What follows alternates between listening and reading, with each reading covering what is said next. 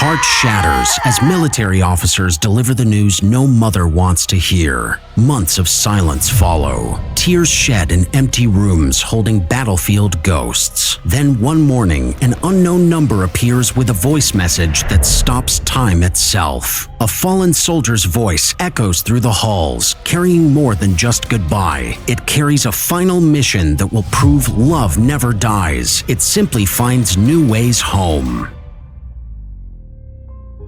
In a quiet neighborhood of Pittsburgh, Pennsylvania, where autumn leaves dance on gentle breezes and American flags wave proudly from front porches, Maisie Morrison's world had gone silent. 2 weeks had passed since the military officers arrived with news of her son Lewis's death in combat, yet no tears had fallen from her tired eyes. The walls of her modest home stood as a gallery of memories. Her late husband's proud military portrait beside their son's, 2 generations of sacrifice captured in uniform.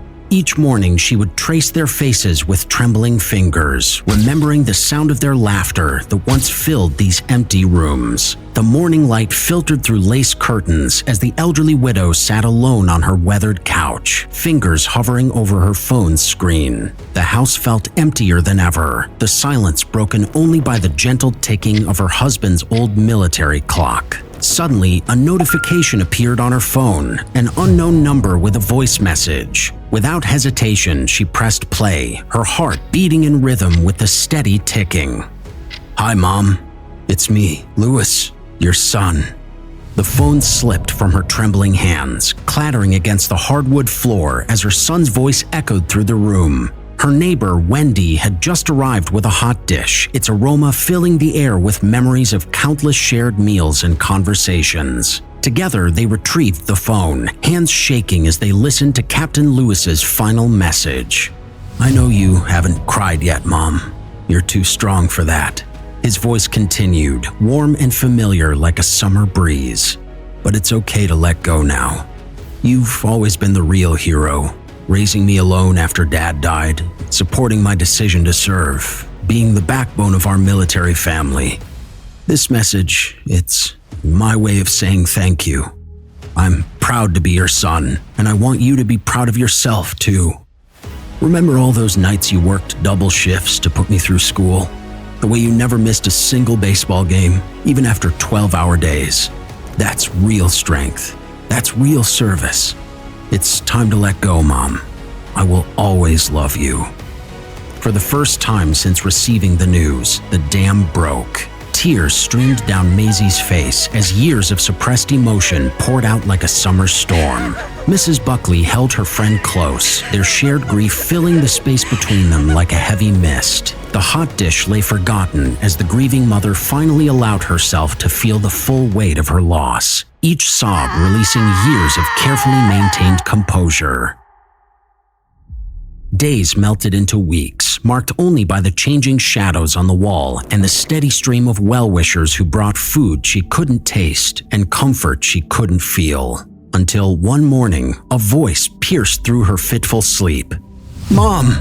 The sound froze her blood. It was Lewis's voice, unmistakable as her own heartbeat. Her mind reeled as memories crashed over her like waves. His first steps on these very floors, his graduation smile, his last embrace before deployment. But how? His final message still echoed in her ears, a ghost of grief too fresh to forget.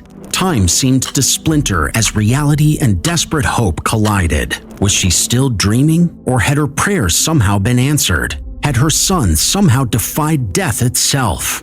Her body moved before her thoughts could catch up, bare feet flying across the cold floors that creaked their familiar song, each step a thundering heartbeat of possibility. The distance to the front door stretched like an eternity, every second balanced on the knife edge between miracle and heartbreak. There, on her doorstep, stood a young man, his uniform pressed and perfect, just as Lewis's had always been. His nervous smile reminded her so much of her son that for a moment she couldn't breathe. "Lewis asked me to call you, Mom," he explained, tears welling in his eyes. "I'm Arthur, his best friend from the unit. He wanted me to have the mother I never had, and you to have the son you'd just lost. He made me promise to come here a week before my wedding." In the weeks that followed, the elderly widow discovered pieces of her late son in Arthur's laugh, in his dedication to service, in the way he folded his napkins just like her son. When Arthur nervously asked her to walk him down the aisle, Maisie's heart swelled with a joy she thought she'd never feel again.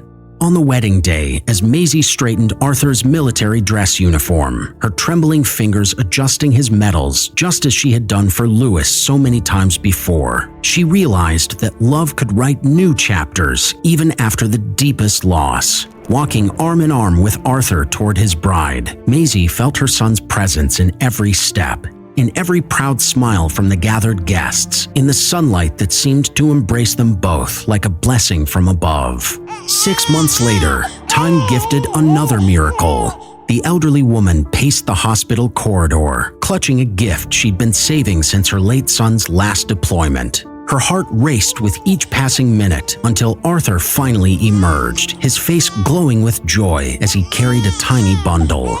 "Mom," he whispered, tears streaming down his face. "Meet your granddaughter. We named her Louise." As Maisie cradled her granddaughter for the first time, she gasped softly. The baby's eyes held the same sparkle of mischief that had always danced in Louis's. The tiny hand that wrapped around her finger seemed to squeeze her heart, releasing fresh tears, not of grief this time, but of overwhelming love. In that moment, Maisie understood that Louis had given her more than just a new son. He had given her a future filled with the kind of joy that only family could bring. Now, every Sunday at sunset, Maisie, Arthur, his wife, and her granddaughter visit Louis's grave. The American flag waves gently overhead as Maisie places fresh flowers behind the headstone, telling her granddaughter stories about the uncle who brought their family together. The elderly woman is no longer alone. Her family has grown in ways she never imagined possible. She has learned that family isn't just about blood, it's about the hearts that choose to beat as one, the souls that find each other in life's unexpected turns. Her late son's final gift wasn't just a message or a new son, it was a reminder that love never truly dies.